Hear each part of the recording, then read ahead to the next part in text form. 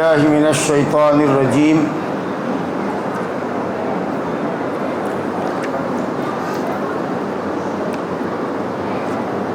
وَلَقَدْ آتَيْنَا دَاوُودَ وَسُلَيْمَانَ عِلْمًا وَقَالَ الْحَمْدُ لِلَّهِ الَّذِي فَضَّلَنَا عَلَى كَثِيرٍ مِّنْ عِبَادِهِ الْمُؤْمِنِينَ وَوَرِثَ سُلَيْمَانُ دَاوُودَ وَقَالَ يَا أَيُّهَا النَّاسُ عُلِّمْنَا مَنطِقَ الطَّيْرِ وَأُوتِينَا مِنْ كُلِّ شَيْءٍ إِنَّ هَذَا لَهُوَ الْفَضْلُ الْمُبِينُ وَحُشِرَ لِسُلَيْمَانَ جُنُودُهُ مِنَ الْجِنِّ وَالْإِنسِ وَالطَّيْرِ فَهُمْ يُوزَعُونَ حتى إذا أتوا على واد النمل قالت نملة يا أيها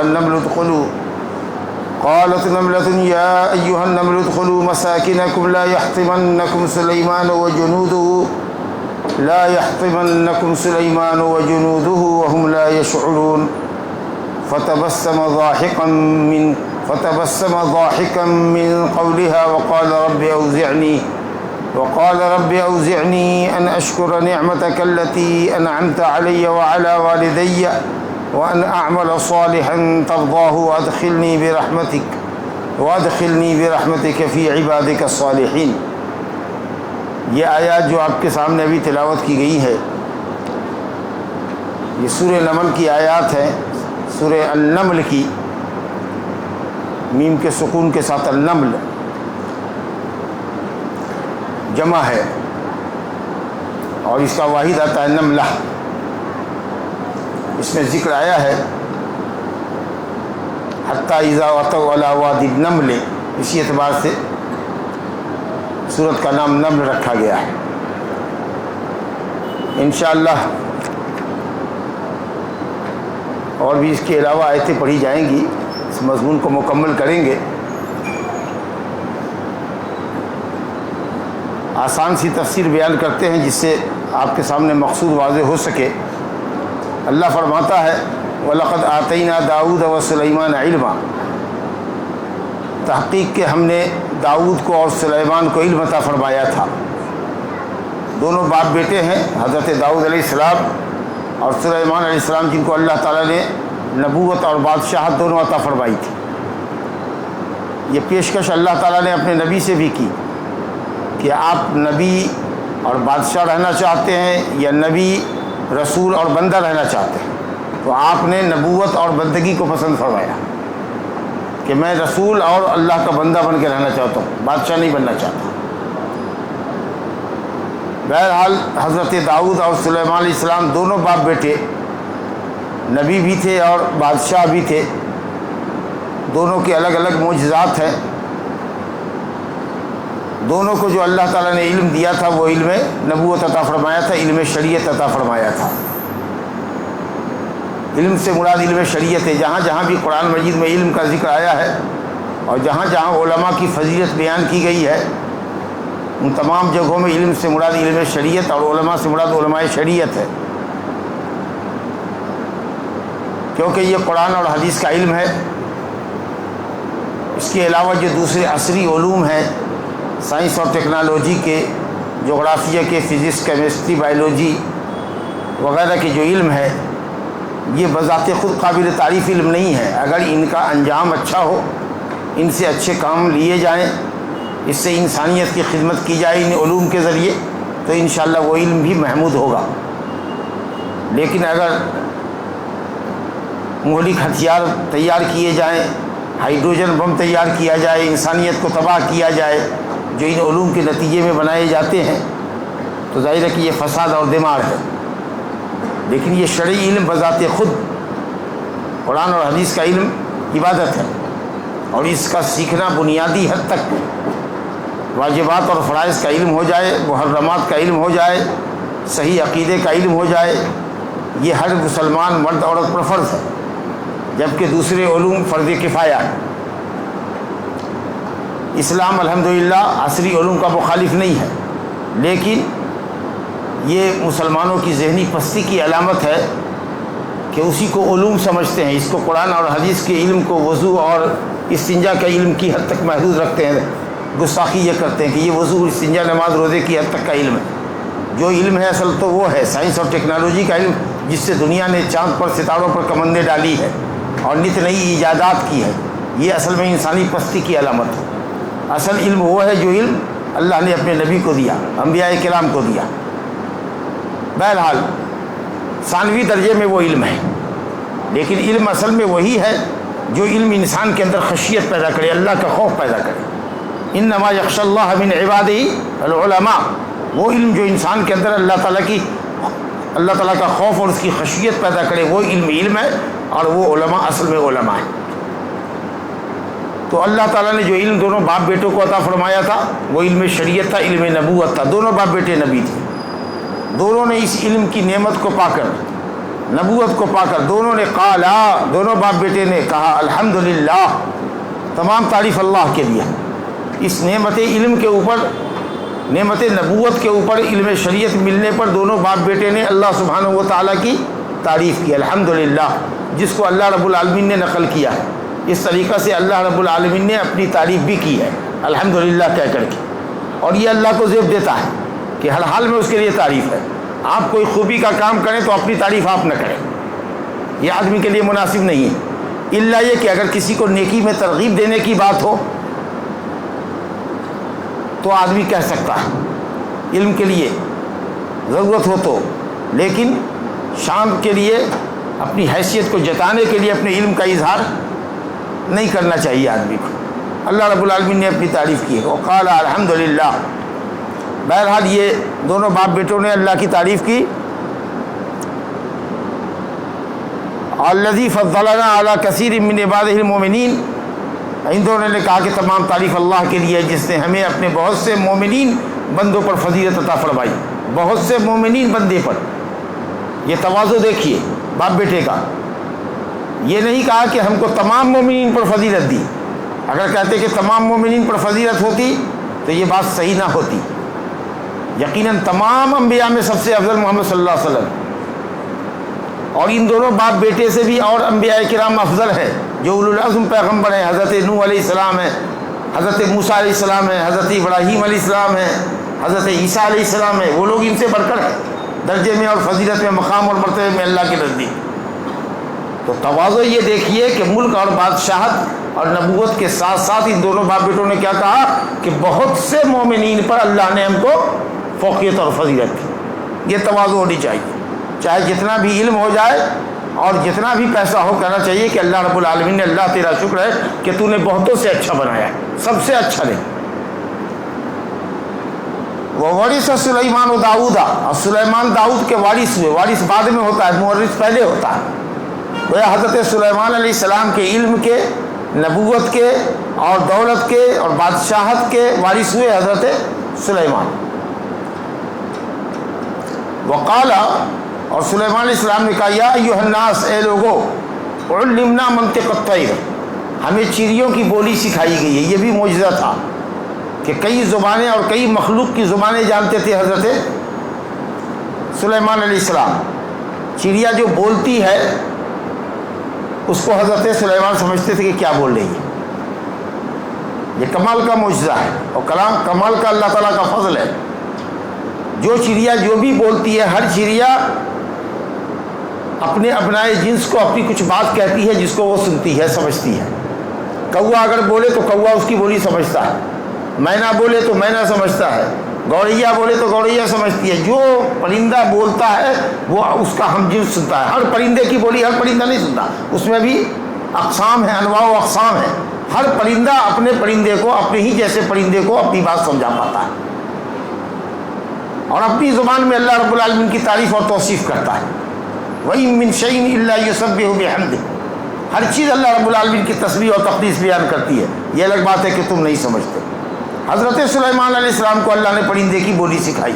پرندہ کیا بات کر رہا ہے وہ حضرت سلیمان سمجھتے تھے، اور کہا وَأُوتِينَا مِن كُلِّ شَيْءٍ، اور اللہ نے ہم کو ہر چیز عطا فرمائی ہے۔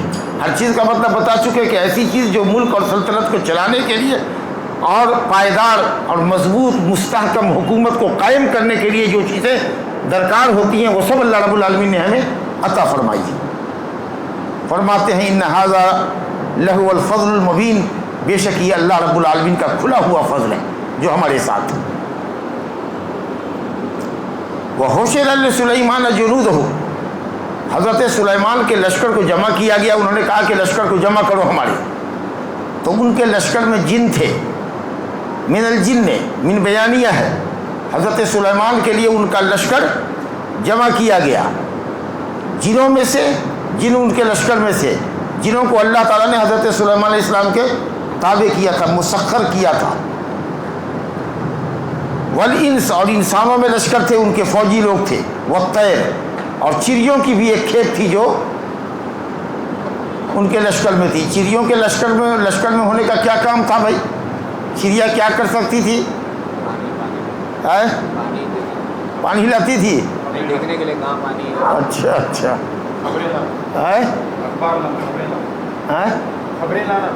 خبریں لانا. ایک پرندے نے یہ بات کی.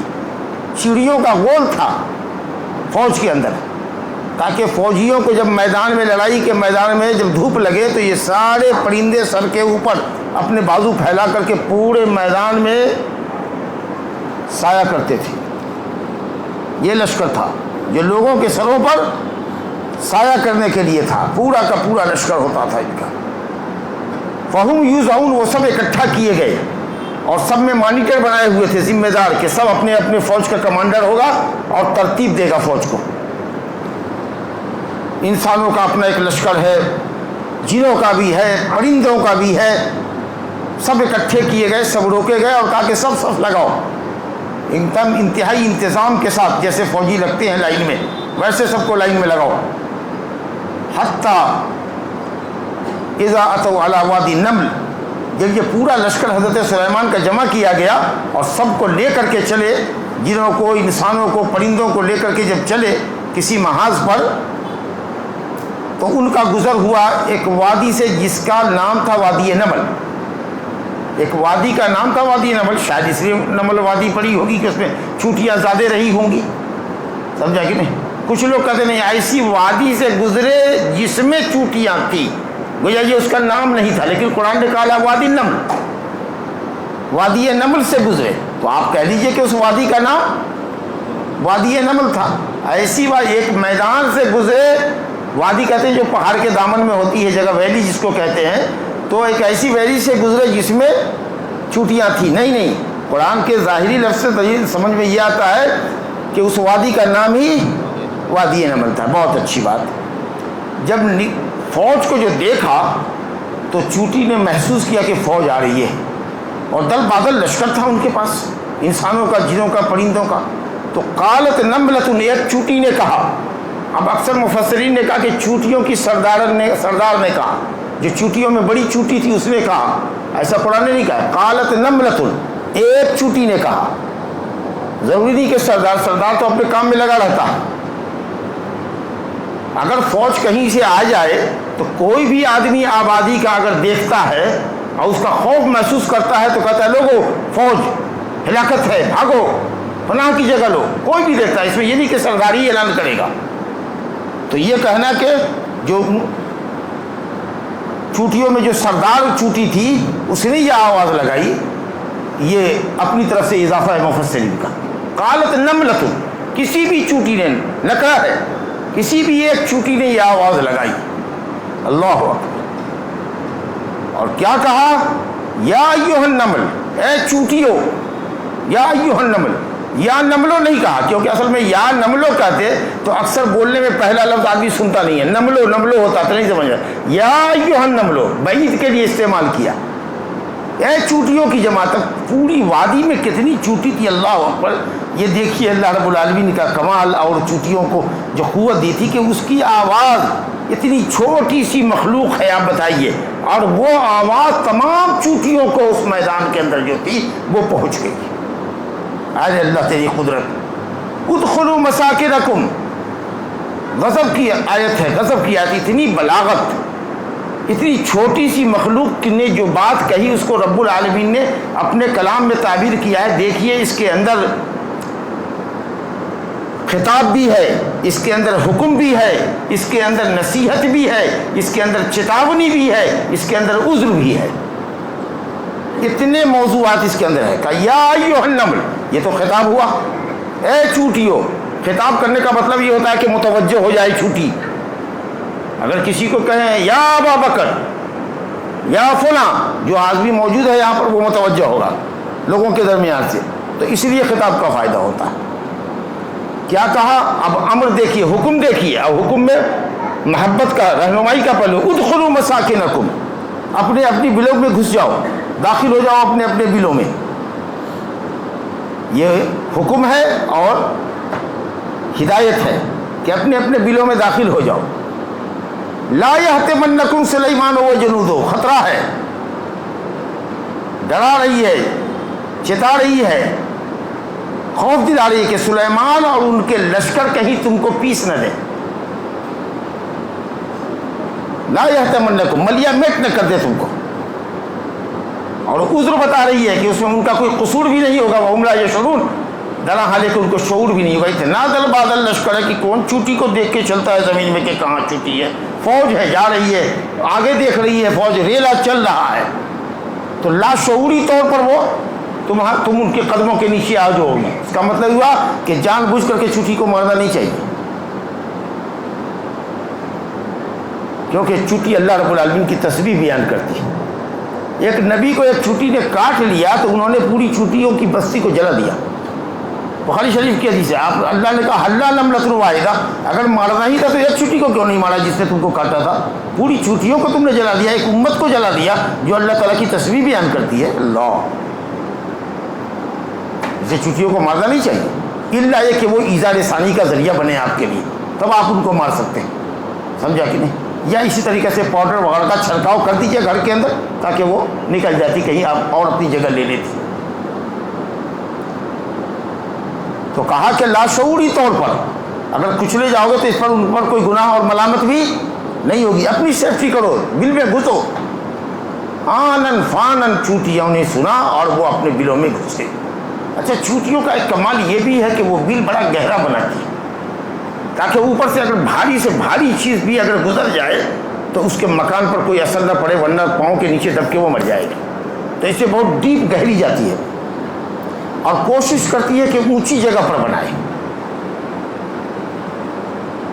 تاکہ پانی وہاں تک نہ پہنچے، سمجھا کہ نہیں؟ تو یہ سب اللہ رب العالمین نے ہر مخلوق کو پیدا کیا ہے اور اس مخلوق کے حساب سے زندگی گزارنے کی رہنمائی اس کو کی ہے کہ کیسے تم کو زندگی اپنی گزار دی۔ یہ اللہ کا کمال ہے۔ خلق کل شیء ثم ہدی، اللہ نے ہر مخلوق کو پیدا کیا، اس کو رہنمائی بھی کی کہ کیسے جینا ہے تم کو۔ قالت نملۃ یا ایھا النمل ادخلوا مساکنکم لا یحطمنکم سلیمان وجنودہ وہم لا یشعرون۔ اب یہ بات جو چوٹیوں نے کی، ایک چوٹی نے دوسری چوٹیوں کو کہی تو حضرت سلیمان علیہ السلام چوٹی کی آواز بھی سن گئے اور انہوں نے مسکرایا، ہنستے ہوئے مسکرایا، من قولہا، اس چوٹی کی بات سے، کہ اتنی چھوٹی سی مخلوق ہے، ایک سطر کے جملے میں کس طریقے سے لوگوں کو اپنی چوٹیوں کو آگاہ کر رہی ہے، نصیحت کر رہی ہے گھسنے کی، اور ڈرا رہی ہے کہ روندی نہ جاؤ گی، اور پھر ہماری طرف سے عذر بھی بیان کر رہی ہے کہ ہم اور ہمارا لشکر ملامت کے لائق نہیں ہوں گے کیونکہ ہم نے جان بوجھ کے نہیں ان کو روندا ہے۔ چوٹی کی آواز سے سن کر کے حضرت نے مسکرایا، تبسم فرمایا، اور بعد میں یہ تبسم ضحک میں بدل گیا۔ تبسم کہتے ہیں جس میں منہ کھلے، اور اکثر یہ صفت اچھے لوگوں کی ہوتی ہے، انبیاء کرام تبسم فرمایا کرتے تھے، اور جو لوگ بہت باوقار ہوتے ہیں وہ بھی صرف اچھی اچھی باتیں سن کر کے صرف تبسم فرماتے ہیں، اور اگر اس سے زیادہ ہو تو ضحک ہوتا ہے جس کے اندر آواز نکل جائے۔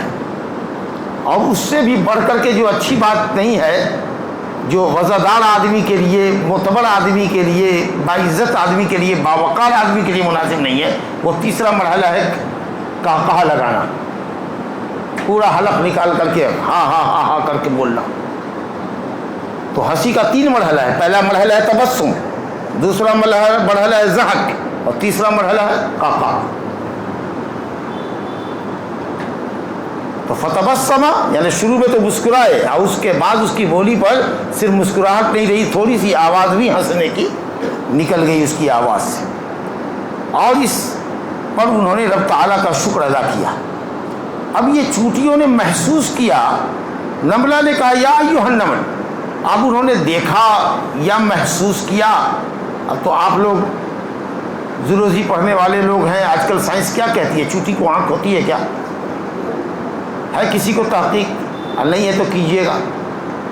دیکھا کیا انہوں نے لشکر کو، یا لشکر کی آمد کو محسوس کیا؟ کہنا مشکل ہے، جو بھی شکل ہو، دیکھا ہو یا محسوس کیا. اصل میں چونٹیوں کے اندر قوت شامہ بھی بہت زبردست ہوتی ہے. چونٹیاں جب چلتی ہیں نا تو ایک اسمیل چھوڑتی ہوئی چلی جاتی ہے، یا کچھ مادہ منہ سے ہو یا دبر سے ہو، آگے سے یا پیچھے سے نکالتی ہوئی جاتی ہے، جس کے نتیجے میں پوری چونٹی اسی رو کے اوپر چلتی چلتی چلی جاتی ہے، راستہ بھٹکتی نہیں. تو کوئی اسمیل وہ چھوڑتی ہوئی چلی جاتی ہے. ممکن ہے کہ ان کو ادراک ہوا ہو، احساس ہوا ہو، اس کے اوپر کہا ہوگا. اب اسرائیلی روایات ہے، سمجھا کہ نہیں، کہ 9 میل سے پہلے سے اس نے یہ محسوس کیا اور حضرت سلیمان نے مسکرایا. ان باتوں میں نہیں جائیں گے، ہم صرف قرآن کی روشنی میں گفتگو کرنا چاہتے ہیں، اسرائیلی واقعات نہیں. بہرحال جو بھی ہو، جب دیکھا انہوں نے تو رب تعالیٰ کی شکر گزاری کی. کہا رب اوزعنی ان اشکر نعمتک التی انعمت علی، اے اللہ میرے دل میں اپنی نعمت کی شکر گزاری کی توفیق عطا فرما. تو نے اتنی بڑی حکومت دی ہے اور اتنا بڑا لشکر دیا ہے. چونٹیاں بھی ہماری عظمت کو اور ہمارے لشکر کی حیثیت کو محسوس کر رہی ہیں اور اپنی جان پر خطرہ محسوس کر کے دلوں میں جا رہی ہیں. اتنی بڑی عظمت تو نے ہم کو دی ہے اور ہماری فوج کو. ہمیں اپنی نعمتوں کا شکر گزار بنا، جو تو نے نعمت ہم پر کی اور ہمارے باپ پر کی.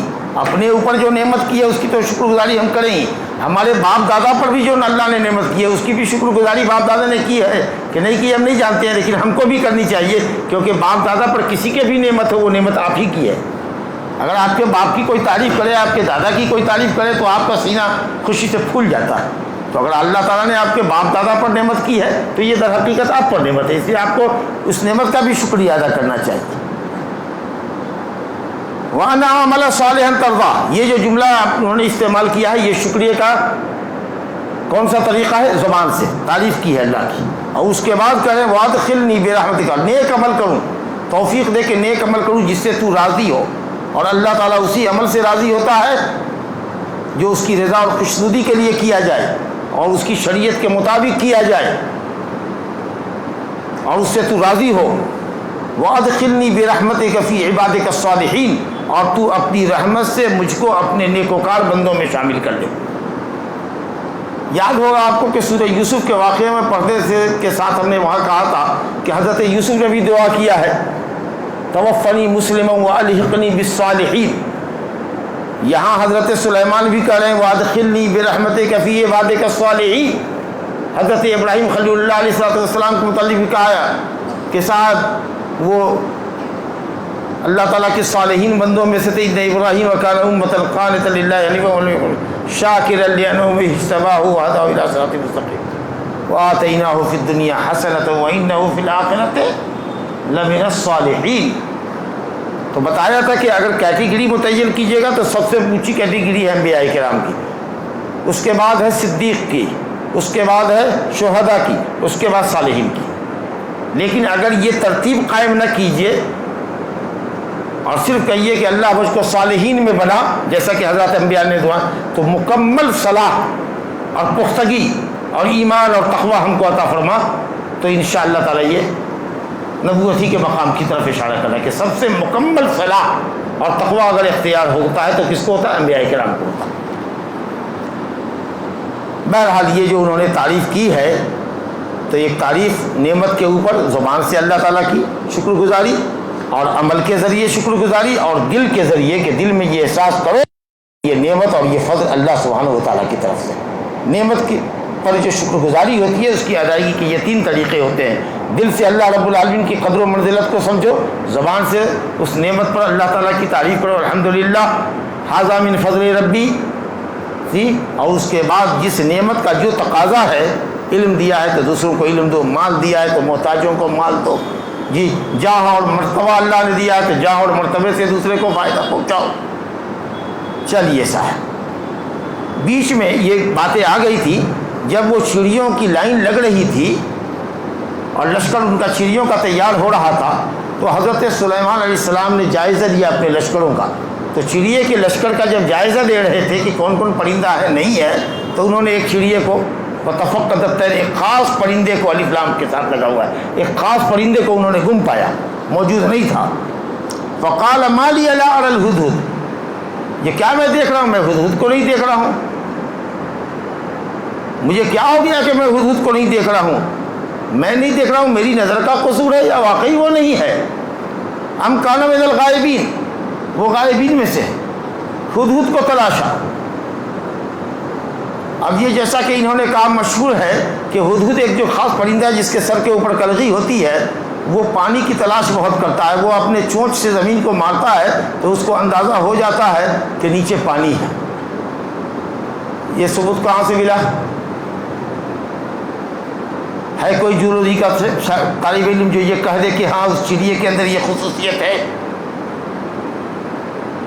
قرآن حدیث میں تو نہیں ہے یہ بات، اور ہم سمجھتے ہیں کہ میڈیکل سائنس بھی نہیں ثابت کرے گی، اور یہ آپ کا جو زولوجی ہے وہ بھی ثابت نہیں کرے گا اس کو.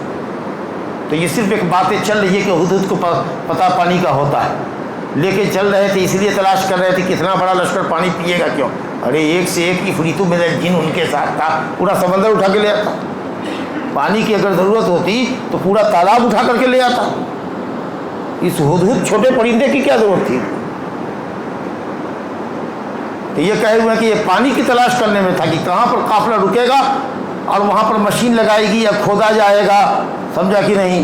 ہاں، وہاں اس زمانے میں مشین کہاں سے آتی ہے، کھدائی کہاں سے ہوتی؟ جن کو کہتے کہ جا کر کے لے کر کے آؤ، سیکنڈ بھی نہیں لگتا اور جا کر کے پورا تالاب اٹھا کر کے کہیں سے لے آتا.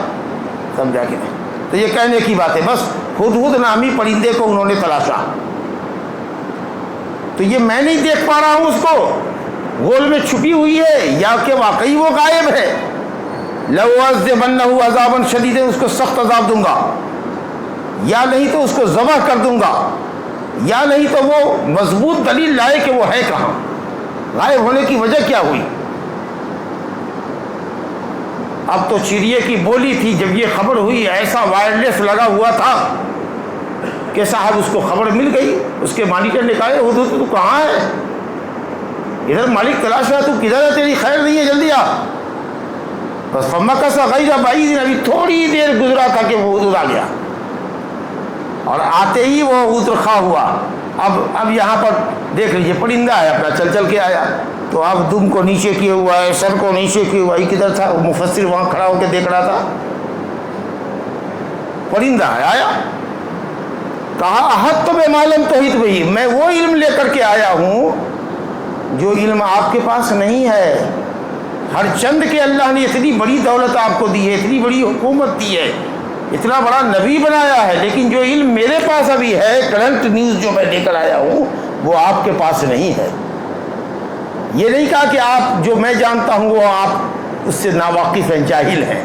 ادب کا یہ طریقہ ہے کہ حضور نے جو گفتگو کی ہے وہ مقام نبوت کو، مقام ملوکیت کو، بادشاہت کے مقام کو محسوس کرتے ہوئے کہ مجھے وہ علم ہے جو حضور کو علم نہیں ہے.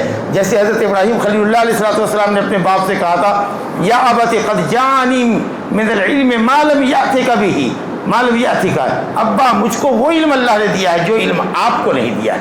یہ نہیں کہا کہ آپ جاہل ہیں. اگر کسی کو کہیے میں وہ جانتا ہوں جو آپ نہیں جانتے ہیں تو اس کو گرا نہیں گزرے، کہے گا میں جانتا ہوں تم جاہل ہے، کیا بولتا ہے، تو اس کو خراب لگے گا، مجھے کو جاہل بولتے. تو ادب یہ ہے کہ مجھے وہ علم ہے جو علم آپ کو نہیں ہے. وَجِئْتُكَ مِنْ سَبَإٍ بِنَبَإٍ یقین، قوم سبا یمن سے جو یہاں سے ہزاروں میل دور ہے، میں وہاں سے بالکل یقینی خبر لے کے آیا ہوں. بسبا، نبا، سبا سے لے کر نبا آئی ہوں، اور وہ یقین ہے، تاکید کر رہی ہے. وہ ہدہد اپنے اس خبر کی تاکید کر رہا ہے تاکہ ان کو ہماری گفتگو پر یقین ہو جائے. یقینی خبر لے کر کے میں آیا ہوں. کیا ہے بھائی؟ اب یہ پوری تقریر کر رہا ہے، کیا زبردست ہدہد کی تقریر ہے وہ سنیے، جو اللہ رب العالمین نے، جو اپنی بات زبان سے، اپنی چڑیے کی زبان میں بول رہا ہے، حضرت سلیمان سمجھ رہے ہیں، اللہ رب العالمین نے اس کی ترجمانی کی ہے.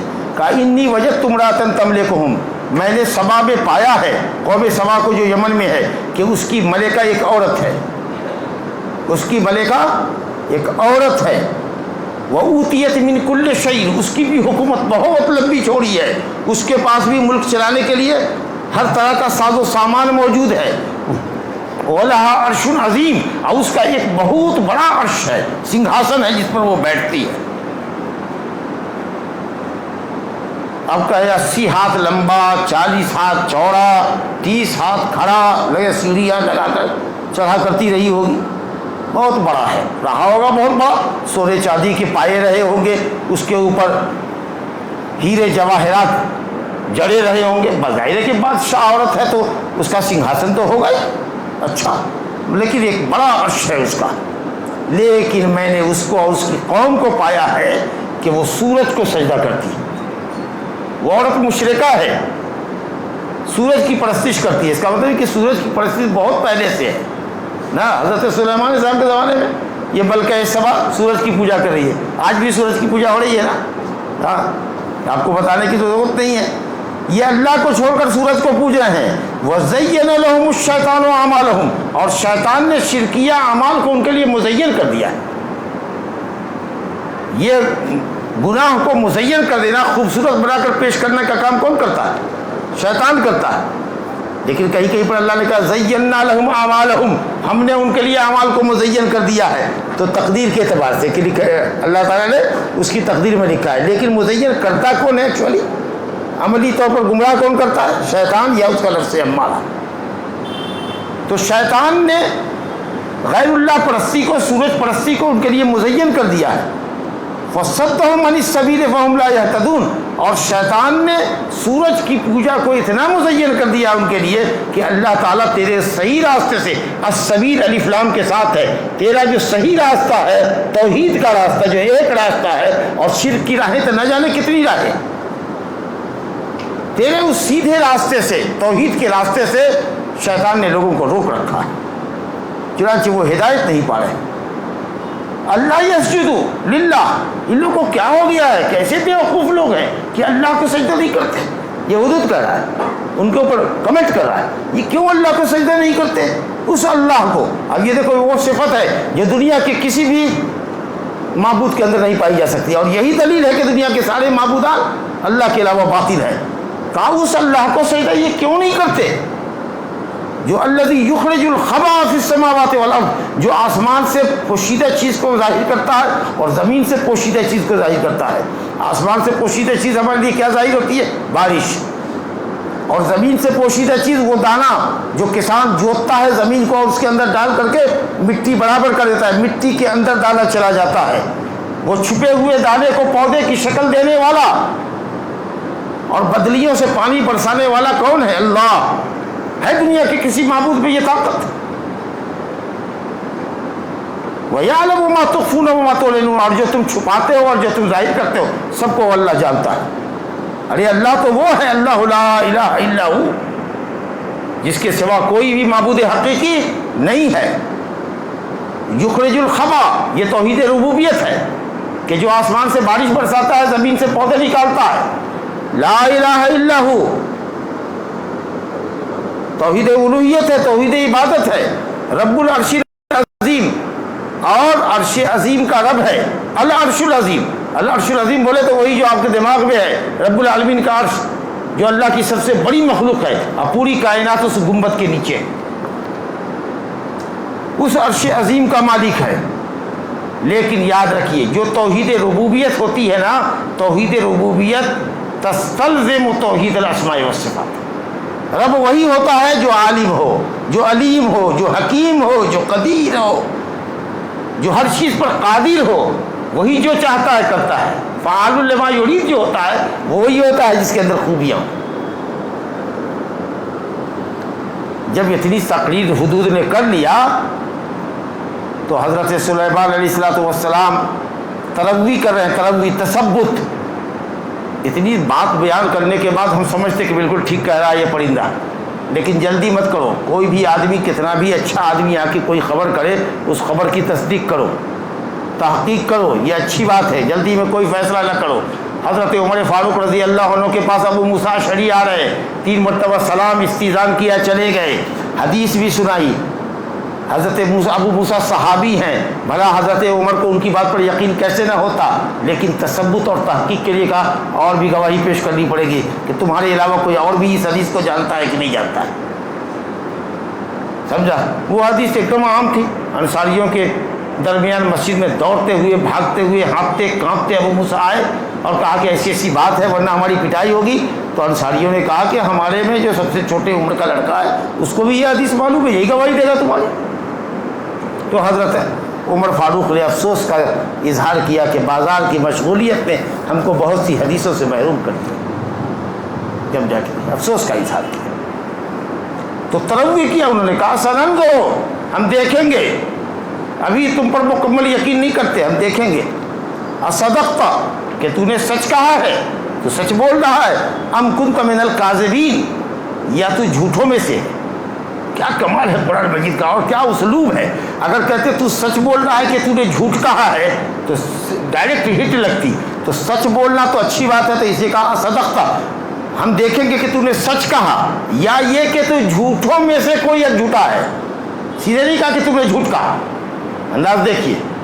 تو کہا ام انت من الکاذبین، یا کہیں تم جھوٹوں میں سے، اس کی ہم تحقیق کریں گے. کہا ٹھیک ہے، ٹیسٹ لے لیجئے. کائز بے کتابی حاضہ، میرا یہ خط. اسی درمیان میں حضرت سلیمان نے خط لکھا اور اس خط کو مہر بند کیا اور دیا، کہا اس خط کو میرے لے جا، وہیں جا اڑ اڑ کر کے، جا کر کے اس ملکہ سبا کو دیا جہاں کی تو خبر لے کر آیا ہے. اذهب بکتابی ھذا فالقہ الیہم، ان کے درمیان ڈال دینا.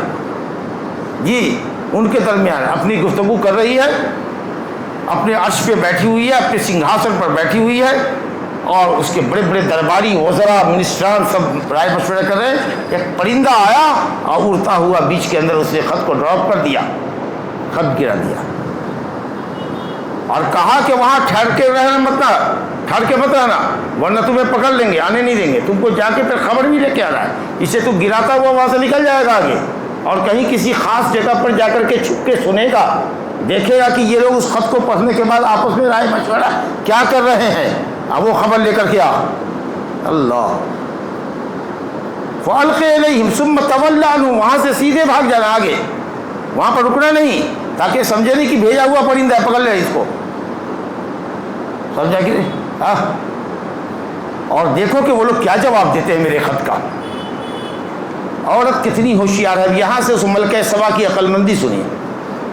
قالت، اس عورت نے کہا جو ملکہ تھی، یا ایھا الملا، اے اشراف قوم، اے شرفاء قوم، اے گورنرو، اے وزیرو، اے منسٹرو، سنو، انی القی الی کتاب کریم، میرے پاس ایک بہت ہی باعزت خط ڈالا گیا ہے.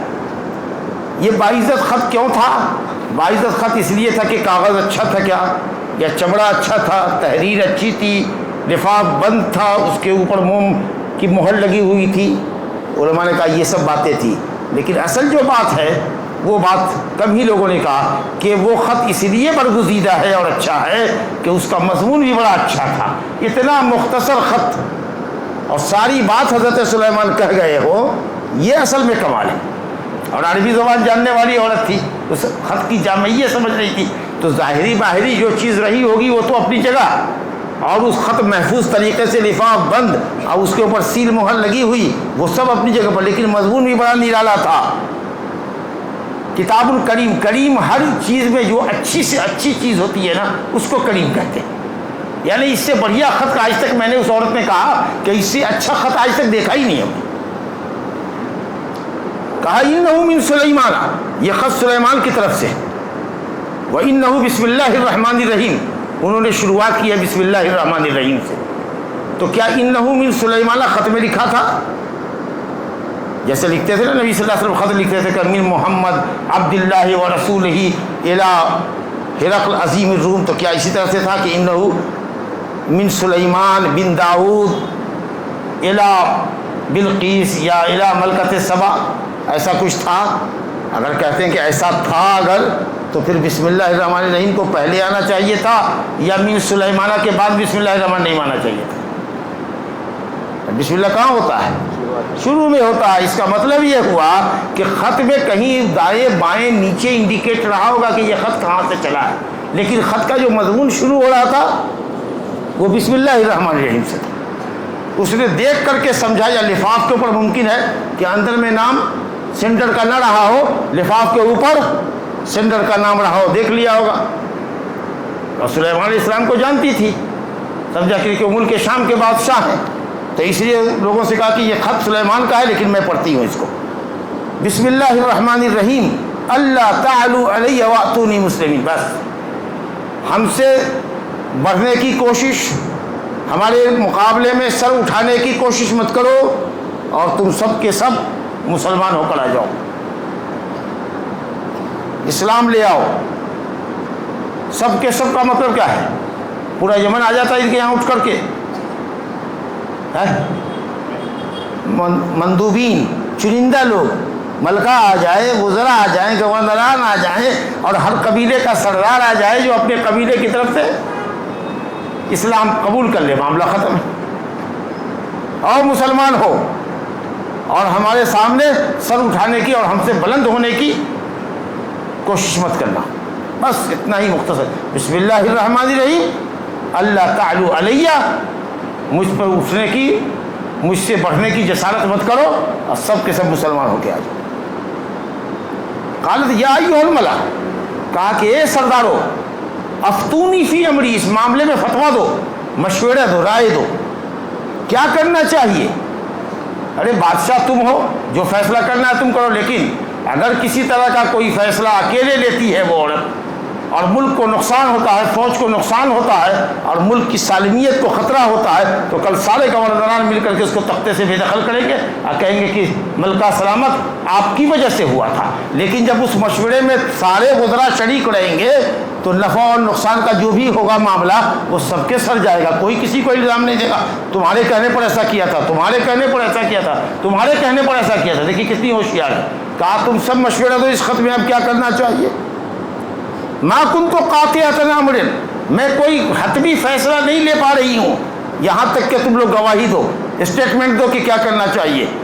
اب جو درباری لوگ ہوتے ہیں تو جانتے ہی ہیں، انہوں نے کہا کہ ہم بڑی قوت والے ہیں اور لڑاکو ہیں ہم لوگ، انہیں باسی شدید بڑی مضبوط فوج ہمارے پاس ہے، ہم ان سے لڑیں گے، لیکن آخری فیصلہ تو آپ ہی کو کرنا ہے، والامر الیک۔ مشورہ اگر بڑا آدمی مانگے تو دے دیجئے کہ یہ میرا مشورہ ہے، لیکن اس کو یہ کہیے کہ فائنل تو آپ ہی کو کرنا ہے حضور، تاکہ وہ بھی خوش ہو جائے، یہ نہ سمجھے کہ یہ اپنے مشورے سے ہمارے اوپر چڑھنا چاہتا ہے۔ تو مشورہ تو ہم نے دے دیا، لیکن کہا کہ آخری فیصلہ تو کرنا آپ ہی کو ہے ملکہ، آپ دیکھ لیجئے کہ کیا کہہ رہی ہیں، جو حکم کریں گی ہم لوگ تیار ہیں، لیکن ہمارا مشورہ یہ ہے کہ سرنڈر نہیں کرنا ہے، اور ہمارے پاس فوج طاقت بہت ہے، اور ہم لڑاکو قوم ہیں، اور ہم گویا کہ انہوں نے پورے واضح طریقے پر اشارہ دیا کہ ہم لڑنا چاہیں گے ان سے۔ کہا خاتون کی عقل مندی دیکھیے، اس نے تو شروعاتی دور دیکھا اپنے بادشاہ کو، لیکن لڑائی کا انجام کیا ہوتا ہے؟ ہاں آؤ تو آؤ، ظاہر ہے کہ دونوں طرف سے بمباری ہوگی تو کدھر نقصان کم، کدھر کسی طرف زیادہ تو ہوگا، تباہی بربادی تو ہوگی کہ نہیں ہوگی؟ تو اس عورت کی نظر جنگ کے انجام پر ہے، کتنی عقل مند ہوشیار عورت ہے۔ کہا ان الملوک اذا دخلوا قریۃ افسدوها، کیا اصولی بات اس نے کہی ہے۔ کہا کہ جب بادشاہ لوگ کسی بستی میں داخل ہوتے ہیں تو بستی کو بگاڑ دیتے ہیں، اس کی صورت اور شکل اور نقشہ بگاڑ دیتے ہیں، سمجھا کہ نہیں؟ تاراج کر دیتے ہیں، ملیامیٹ کر دیتے ہیں، مکانات کو منہدم کر دیتے ہیں، سڑکوں کو ضائع اور برباد کر دیتے ہیں۔ فساد سے بات اخلاقی فساد یہاں نہیں ہے، ملک کو برباد کرنا، توڑ پھوڑ، تخریب کاری ہوتی ہے۔ وَجَعَلُوا عِزَّةَ أَهْلِهَا أَذِلَّةً، اور جو بھی شہر میں عزت دار لوگ ہوتے ہیں سب کو ذلیل کرتے ہیں، کہ ان کو باندھ کر کے، ان کی مشقیں باندھ کر کے لے جاتے ہیں قیدی بنا کر کے۔ لڑائی تو کرنا آسان ہے لیکن اس کے انجام پر تمہاری نظر نہیں ہے۔ اور دیکھیے آگے کہتے ہیں وَكَذَلِكَ يَفْعَلُونَ، اور وہ ویسا ہی کریں گے، کیونکہ مجھے معلوم ہے کہ ان کی حکومت بہت بڑی ہے، ہماری فوج ان کا مقابلہ نہیں کر سکتی۔ وَكَذَلِكَ يَفْعَلُونَ، وہ ایسا ہی کریں گے۔ تب میری اب میرا مشورہ سنو، میں ان کی طرف ہدیہ بھیج رہی ہوں، دیکھتی ہوں کہ جو لوگ ہدیہ لے کر کے جا رہے ہیں وہ کیا جواب لے کر کے آتے ہیں۔ اگر دنیا دار بادشاہ ہوگا، عام بادشاہوں میں سے ایک بادشاہ ہوگا، تو بادشاہوں کا تحفہ بادشاہوں کے یہاں جاتا ہے تو آپ سمجھ سکتے ہیں کہ کتنا بڑا تحفہ ہوگا، جی بہت بڑا تحفہ ہوگا۔ ایک پورے جتھے کے ساتھ اب لوگوں نے کیا کیا باتیں بنائی، کہا کہ صاحب 1000 چاندی کی اینٹیں اور 500 سونے کی اینٹیں اور عطر گلاب عنبر مشک وغیرہ یہ وہ، لیکن قرآن نے کچھ نہیں کہا بڑا ہدیہ تھا۔ اور ظاہر ہے کہ ایک بادشاہ دوسرے بادشاہ کو ہدیہ بھیج رہا ہے اور ایک جماعت لے کے جا رہی ہے تو بہت گراں قدر ہدیہ رہا ہوگا۔ تو دیکھتے ہیں کہ یہ آدمی کیا کرتا ہے، اگر ہدیہ قبول کر لیتا ہے تو سمجھیں گے دنیا دار آدمی ہے، چلو اپنی بات بن گئی۔ اور اس کی جو وارننگ ہے ہمارے ساتھ کہ آؤ مسلمان ہو کر کے اور ہم سے بڑھنے کی کوشش نہ کرو، یہ آگ ٹھنڈی پڑ جائے گی، ہدیہ کو پائے گا تو ہمارے لیے سافٹ کارنر اس کے دل میں پیدا ہو جائے گا، اور نہیں تو پھر دیکھیں گے۔ خلاصہ اللہ تعالیٰ کہتا ہے کہ یہ سب ہدیہ لے کر کے وہاں پہنچے۔ جب سلیمان علیہ السلام کے پاس آنے والا آیا، ایک جماعت گئی تھی لیکن نمائندگی کر رہا تھا اس میں کا کون، ایک جو قافلے کا جو نمائندہ رہا ہوگا وہ آگے بڑھا، سمجھا کہ نہیں، اور سلیمان علیہ السلام سے کہا کہ حضور یہ بلکہ سبا نے آپ کے لیے ہدیہ اور تحفہ بھیجا ہے آپ لوگوں کے لیے۔ حضرت سلیمان نے جتنا دیکھتے ہی جو ان کا پارا چڑھا ہے، کہا تمدوننی بمال، استفہام انکار کے لیے، تم ہم کو مال دکھاتے ہو اور مال کے ذریعے ہماری مدد کرنا چاہتے ہو، اللہ نے جو مال ہم کو دیا ہے وہ تم سے بہت بہتر ہے، تم سوچ بھی نہیں سکتے کہ کتنی بڑی دولت ہم کو دیا ہے۔ ہم کسی کے ہدیے سے خوش نہیں ہوتے، بل انتم بہدیتکم تفرحون، تم لوگ ہدیہ پا کر خوش ہوتے ہو۔ اگر کوئی تم کو ہدیہ دے تو تم کو لگتا ہے کہ بہت اس نے عزت کی، ہمارے نزدیک ان ہدیوں کی کوئی حیثیت نہیں ہے۔ ارجع الیہم، جہاں سے آئے ہو ایک دم بیرون واپس جاؤ، اور ان کو کہہ دو گے کہ ہم ایک ایسا لشکر تیار کر کے لے کے آ رہے ہیں کہ جس لشکر کو انہوں نے کبھی دیکھا بھی نہ ہوگا اور ان سے لڑنے کی تو وہ سوچ بھی نہیں سکتے، اور ان کو ذلیل و رسوا کر کے وہاں سے نکالیں گے اور اس ملک پر اپنی حکومت کا جھنڈا گاڑیں گے۔ یہ اتنا جو سخت انداز ہے، معلوم ہوا کہ دشمن خاندان کا جب آدمی آوے اور ہدیہ گویا کہ رشوت کے طور پر پیش کیا جا رہا ہو تو نبی صاحب بھی آپے سے باہر ہو رہے ہیں، دشمن کے سامنے تیور دکھانے کی ضرورت ہے۔ ارے جی آپ لوگ ہدیہ لے کر آئے ہیں، بیٹی بیٹی بھائی چائے ناشتہ کراؤ ان کو، ہدیہ لے کر کے آئے، کہا نہیں مال دکھاتے ہو ہم کو، تم تصور بھی نہیں کر سکتے جو اللہ نے ہم کو دیا ہے، لے جاؤ واپس اس کو۔ اللہ چلیے صاحب وہ کہاں گیا، جب دیکھ لیا تو اس عورت کو سمجھ میں بات آ گئی، دیکھا ہدیہ واپس کر دیا، وہ دنیا دار بادشاہ نہیں ہے، سمجھا ہم کو چلنا چاہیے اس کے پاس ملنے کے لیے، واپس چلنا چاہیے اس کو۔ دیکھیں اب اس درمیان میں جب بات ختم ہو گئی اور حضرت سلیمان کو پتہ چل گیا کہ وہ ملکہ سبا کچھ اپنے نمائندوں کے ساتھ ادھر آ رہی ہے، تو حضرت سلیمان علیہ السلام نے کہا یا ایھا الملا، اے درباریو، اے وزرائے شرفا، تم میں کا کون اس کے عرش کو لے آئے گا قبل ان یاتونی مسلمین، قبل اس کے کہ وہ مسلمان ہو کر تابع فرمان ہو کر ہمارے حکموں پر یہاں آ جائیں، اس کا عرش کون لے کر آئے گا، سمجھا کہ نہیں، تاکہ وہ میری سطوت کا، میری قدرت کا، میری قوت کا، میرے جلال کا، میرے فوج کا اندازہ کرے کہ 1000 میل سے زیادہ، ہزاروں میل سے زیادہ دور سے ہم اس کے سنگھاسن کو اپنے یہاں اس کے آنے سے پہلے منگوا سکتے۔ تو قال عفریت من الجن، ایک جن کے سرکش قوی طاقتور جنات نے کہا انا آتیک بھی قبل ان تقوم من مقامک، جس مقام پر آپ بیٹھے ہوئے ہیں فیصلہ فرما رہے ہیں، یہاں سے اٹھنے سے پہلے، اب کتنی دیر کی مجلس ہو سکتی ہے ہم نہیں کہہ سکتے ہیں، لیکن یہ کہاوت ہے کہ بس آپ مسجد سے نکلیں اٹھیں یہاں سے، اس سے پہلے آ جاتا ہے، یعنی شارٹ ٹائم میں، شارٹیسٹ ٹائم میں نکل کے ہم آ جاتے ہیں، سمجھا کہ نہیں۔ اور یہ بھی کہہ رہا ہے کہ وہ انی علیہ لقوی امین، میں بڑا طاقتور ہوں، میں اس کو لے کے آؤں گا اور امانت دار بھی ہوں، اس میں جو ہیرا جواہر لگا ہوا ہوگا، سونا چاندی، اس کو توڑ کے جیب میں رکھوں گا نہیں، اپنی قوم کے لیے، اپنے لوگوں کے لیے، اپنے بال بچوں کے لیے رکھوں گا بھی نہیں، جیسے ہوگی اس کی امانت ویسے ہی امانت آپ کے پاس لا کر کے رکھ دے گی، بس تھوڑی دیر دیجیے، جب تک آپ یہاں سے اٹھے نہیں اس درمیان میں آ جاتا ہے۔ معلوم یہ ہوا کہ کام کرنے والے کے لیے یہ دو شرط بڑی زبردست ہے، طاقتور ہو اور امانت دار، اور یہی صفت ہے جس کا ذکر کیا تھا صاحب مدین کی بیٹی نے حضرت موسیٰ کے متعلق، یا ابت استاجر ہو، ابا اس کو مزدور رکھ لیجیے اپنے یہاں، ان خیر من استاجرک القوی الامین، سب سے اچھا جو نوکر کسی کا اگر ہو سکتا ہے تو وہی جو طاقتور ہو اور امانت دار، اور یہ صفت دونوں اس کے اندر موجود ہے۔ بڑا طاقتور بھی ہے، پانی پلایا بکریوں کو، سمجھا کہ نہیں؟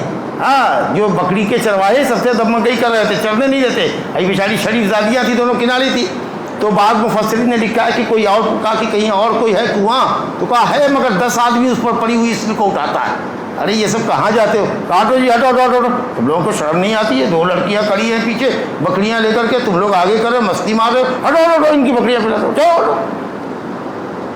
دھوسایا حضرت موسیٰ نے، سب کو ہٹایا، ٹھیلا، جا کر کے بکریوں کو پانی پلایا، کہا جاؤ جاؤ تم لوگ جاؤ، ہاں آپ مزے سے تم لوگ پلاؤ، آرام سے پلاؤ۔ ارے لڑکیوں کو لیڈیز فرسٹ، سمجھا کہ نہیں؟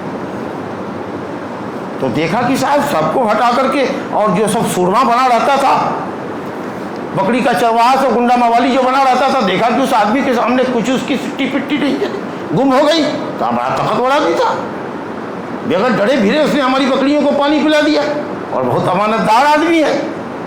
جو گئی تھی وہاں سے بلانے کے لیے گھر میں، تو جھانک کر کے بار بار دیکھنے کی بھی عادت نہ تھی، کہا تم لوگ آگے چلو، ہم تمہارے پیچھے پیچھے چلتے رہیں گے، لا الہ الا اللہ۔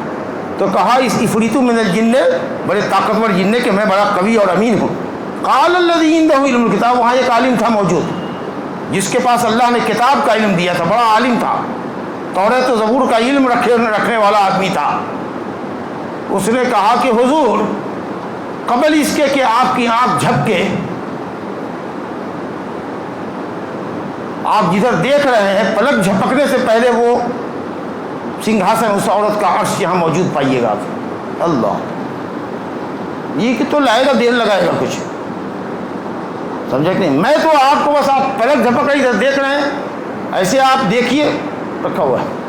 اللہ، عالم تھا، عالم، کتاب کا علم تھا، اللہ تعالیٰ کو اسماء حسنہ کے ذریعے پکارتا تھا، اور تجربہ کیے ہوا تھا، بڑی بڑی دعائیں اللہ تعالیٰ نے اس کی قبول کی تھی۔ اس نے کہا اللہ اس وقت میں امتحان میں ہوں۔ اللہ رب العالمین نے فرشتوں کو حکم دیا، فرشتے جنوں سے زیادہ طاقتور ہیں، سارے جنات کو حضرت جبریل چاہیں تو اپنی پڑ میں رکھ کر کے دبوچ دیں، ختم کر دیں، سمجھا؟ بس اللہ رب العالمین نے فرشتے کو حکم دیا، جا میرے بندے کی کرامت دکھا۔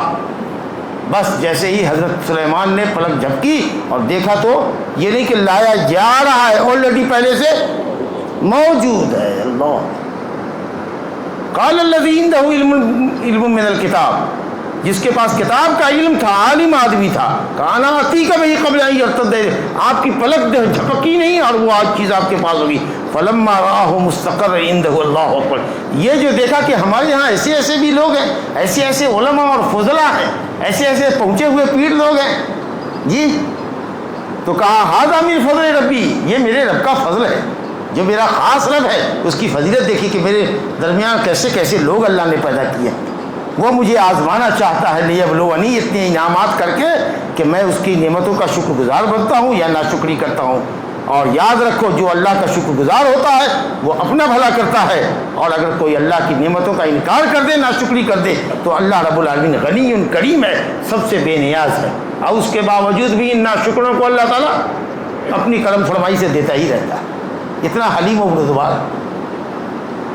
اے جناب، جب وہ آ گیا عرش، اور ملکہ بھی آنے والی ہے، خبر مل رہی ہے، ایلچی آیا کہ وہ آ رہی ہے، تو انہوں نے کہا نکروا لہا عرشہا، تھوڑا اس کے عرش کو بدل دو، تھوڑی سی تبدیلی کر دو اس میں، یہ پائے ہیں نا مثال کے طور پر، کیا تبدیلی ہو سکتی ہے؟ تھوڑا سا چھوٹا کر دو، یہ اتنی اونچی کرسی ہے نا، ذرا سے اس کو اور 3 انچی ڈاؤن کر دو، نیچے سے کاٹ کر کے، نہیں سمجھے؟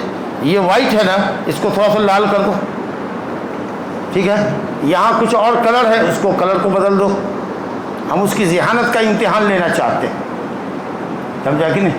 ایک تو دیکھے گی عرش تو ہی حیران ہوگی، لیکن اس کی ذہانت کا امتحان لینے کے لیے، اور یہ سب حضرت سلیمان علیہ السلام کر رہے ہیں۔ کہا نکروا لہا عرشہا، کسی کو حکم نہیں کیا۔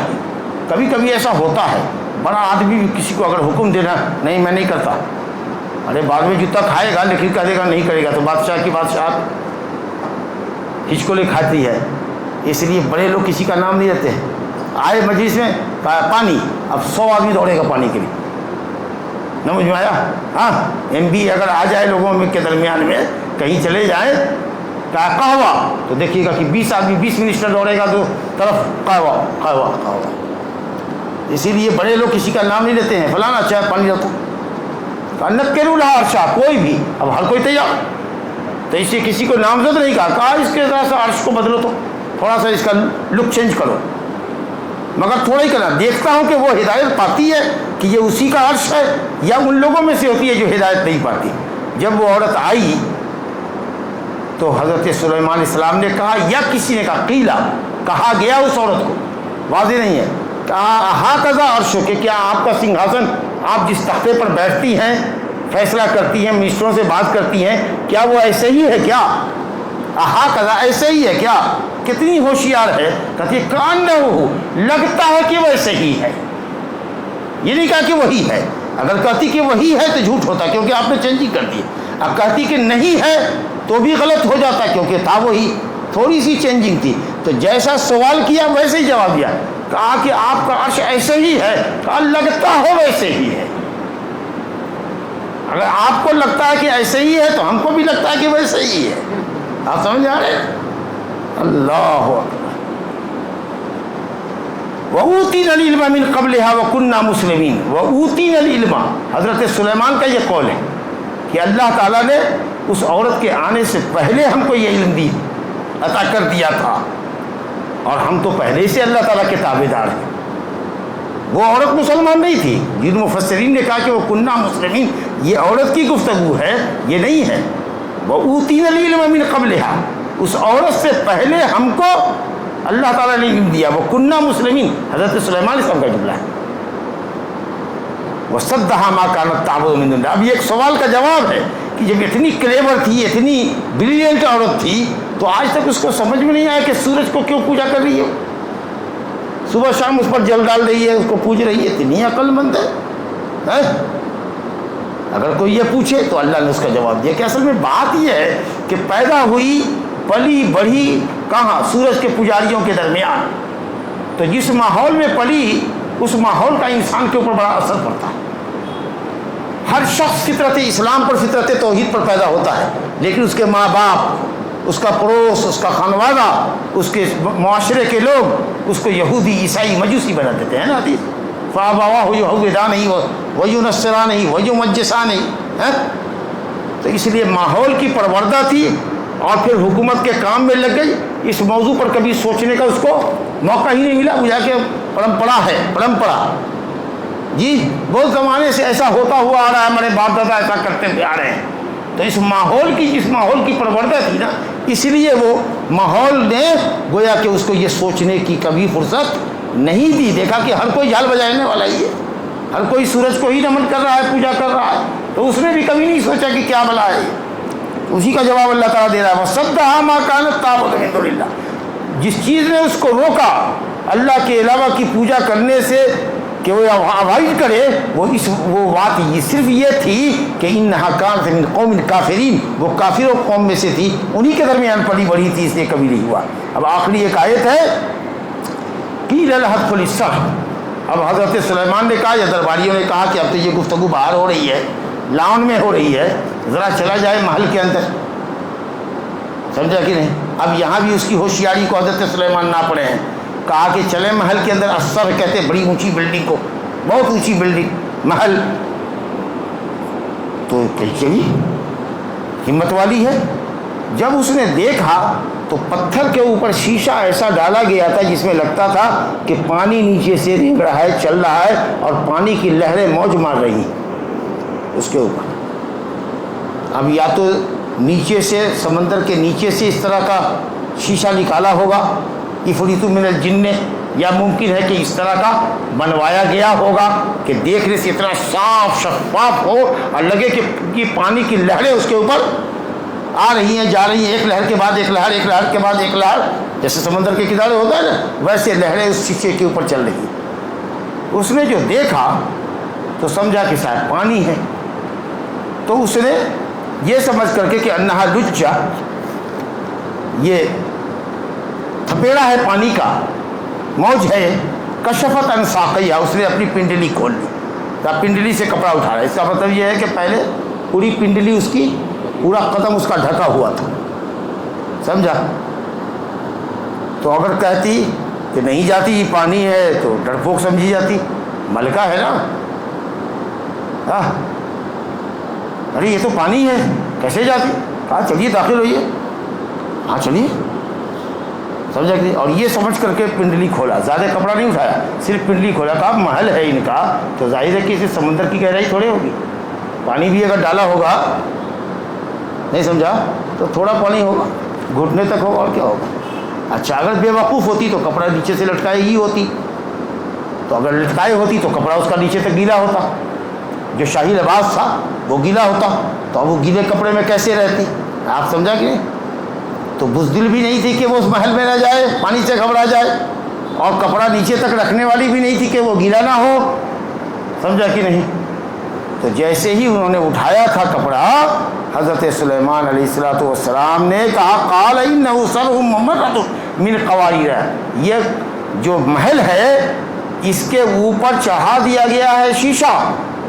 یہ جو چمکتا ہوا پانی آپ کو دکھ رہا ہے وہ پانی ہے نہیں، یہ شیشہ ہے. کتنا صاف شفاف ہے، اور لہریں مارتا ہوا ایسا دکھا رہا ہے کہ اس کے اوپر پانی کی لہریں آ رہی ہے. جب اس نے دیکھا کہ اللہ اکبر کیسا محل ہے اور کتنی بڑی طاقت ان کے پاس ہے اور کتنی بڑی عزت ہے، اسی نے اسی وقت اقرار کیا رب انی ظلمت نفسی، اے اللہ میں نے شرک کر کے اور تجھ کو چھوڑ کر سورج کی پوجا کر کے میں نے اپنے نفس پر بہت بڑا ظلم کیا. واسلمت مع سلیمان، اور سلیمان کے ساتھ یعنی سلیمان کی موجودگی میں اس اللہ کو قبول کرتی ہوں اور اس اللہ کے لیے سرنڈر کرتی ہوں جو تمام جہانوں کا رب ہے. تو اگر کوئی کہے کہ بھائی میں مسلمان ہو گیا ہوں اور اشہد ان لا الہ الا اللہ و اشہد ان رسول اللہ کا کلمہ بھی نہیں پڑھا تو وہ مسلمان ہی سمجھا جائے گا، بعد میں اس کو کلمہ سکھا دینا. جنگی میدان میں اگر کسی نے اٹھایا تو اسلم تو آمن تو میں اسلام لے آیا، نہیں سمجھا، چھوڑ دو اس کو، پھر بعد میں اس کو کلمہ پڑھاؤ، نماز کا طریقہ بتاؤ.